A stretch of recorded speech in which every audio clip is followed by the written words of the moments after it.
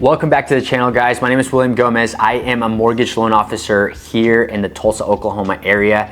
And today I am excited to talk to you about the difference between FHA and conventional loans. Not sure if you knew, but 80% of all the home loans in the country are conventional loans. So FHA loans sometimes get a bad rep. So today I'm gonna talk to you about why sometimes that can be a good option rather than keep on renting. And then I'm going to give you at the end the true biggest difference between conventional and FHA. So can't wait, let's dive in. If you are currently in the market, maybe this is your first time or maybe you've purchased before, I'm sure that you have heard that FHA loans are for first-time home buyers. That is one of the biggest myths out there because you don't have to be a first-time home buyer in order to have an FHA. Now, what is not a myth and a lot of people don't know is that you can only have one FHA loan out at a time. So if you currently own a home and it's an FHA loan and you're planning on keeping that home as a rental, let's say, then you cannot go and have another FHA loan out there. There's a couple of different exceptions to the rule. We won't get into that in this video, but those exceptions are very, very minor. I also want to talk to you about the difference between why most people that are getting loans have conventional loans, by why the extra 20% that most of them, those are going to be FHAs, could be helpful to you. These FHA loans can help buyers maybe with not such great credit score. The minimum requirement credit score for an FHA loan is going to be a 585 with a minimum down payment of 3.5%, or you could even go as low as 500 in order to achieve homeownership. Now that down payment does go up from 3.5% up to 10%. A couple of different things are that if you have a lot of monthly debts, there's ratios that cap out. Conventional is 50%, FHA, sometimes you can go up to 55%, meaning that sometimes you're able to either get approved for more than what you would have on a conventional, or sometimes it's just getting approved at all because of those differences there. All right, so a couple of other things to take into consideration. When you have a conventional buyer as opposed to a FHA buyer, this can also affect when you put an offer on a home. Because if you're a seller and you're selling your home and you get an offer for an FHA loan, one, a lot of people assume that these are gonna be first-time home buyers, so they just make whatever assumptions, right? Like maybe they don't have enough money for the down payment, maybe they're not gonna have money for different things that might come up.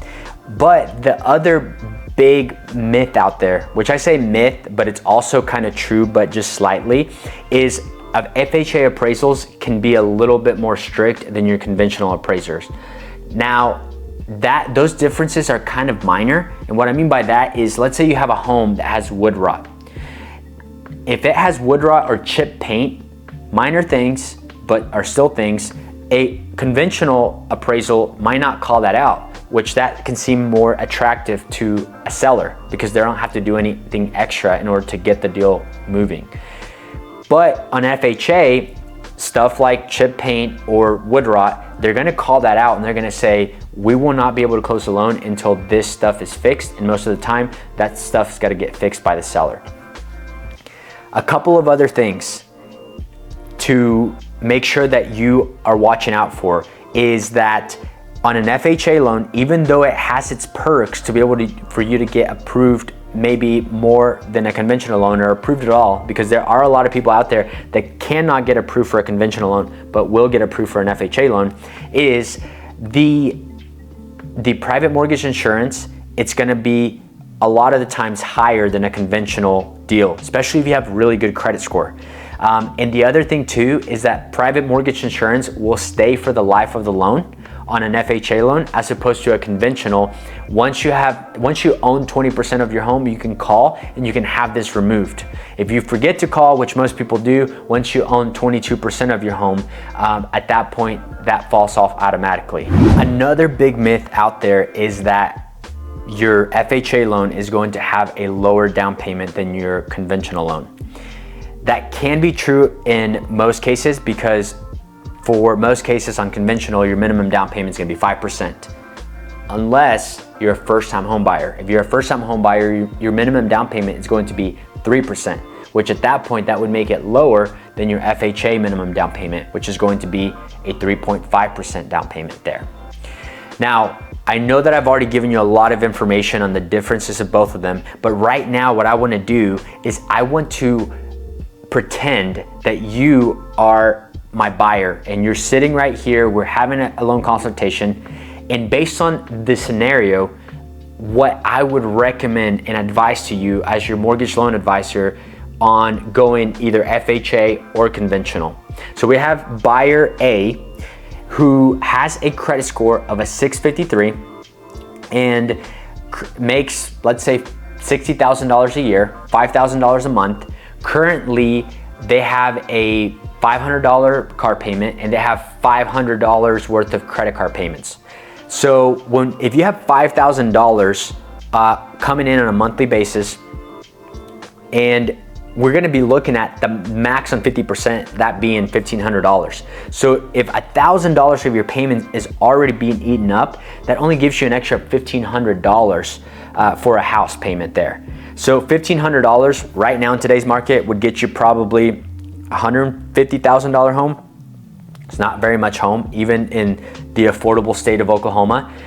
But that's somebody that with that lower credit score, with the higher debt to income, I would say buyer A, let's take a look at an FHA loan because we're able to go over the 50%. And also because of that credit score, even if buyer A didn't have that much debt, if I was to put them in a conventional loan, that interest rate is going to be higher. That PMI is going to be a lot higher, okay? Now we have buyer B, and buyer B comes in and their credit score is a 745. They have minimal debt, and they're actually wanting to live very below their means. So this person right here, let's say makes $60,000 a year, $5,000 a month, and let's say that their only debts are a couple of credit cards that they pay off every month. So their overall debts that are shown on credit are, let's say, $100. So this person could spend up to $2,500, but they want their payment to be about $1,000.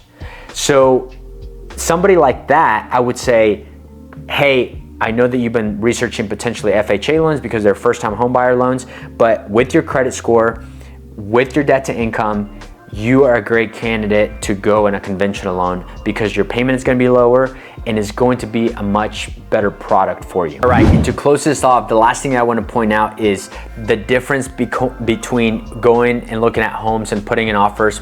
If you have an FHA or conventional loan, make sure that you're aware that FHA loans are much better to deal with in a slower market, like right now when rates are still a little bit higher than people would want them to be, and especially at this time when this video is being filmed, we're going into the winter time. So if you're watching this in the springtime, it's probably a busier time for you. So if you have a buyer's market, which we do right now, you're going to be more on an upper hand, which the seller might say, I don't care if you have an FHA or conventional loan, let's work a deal so I can sell my home. As opposed to if you are in an environment with lower rates and it's a more busy time, then people are most likely going to shove your offer aside unless it's super attractive and look at those conventional offers just because they have that stigma of those being better loan programs there. Last but not least, I also want to mention that just because you have an FHA loan, or maybe that's all you can qualify for, it's not the end of the world. I promise you, having an FHA loan is actually a lot, 10 times, 100 times better than being a renter. And two, just because you start with a conventional loan does not mean that you're stuck with that forever, even if you buy a home and you live there forever. There's a thing called the refinance, which I'll do another video on this to kind of break it down on how that works.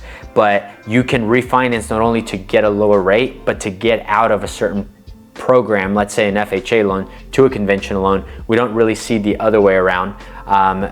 People refinancing from a conventional to an FHA, but you're able to get it out of that. And whatever you have to do, whether it's FHA or whatever program to get into a home and start building equity today, that's what I would recommend for you to do. Thank you so much for tuning in. I hope that today was helpful for you, whether you're a first-time home buyer or buying your second or third home.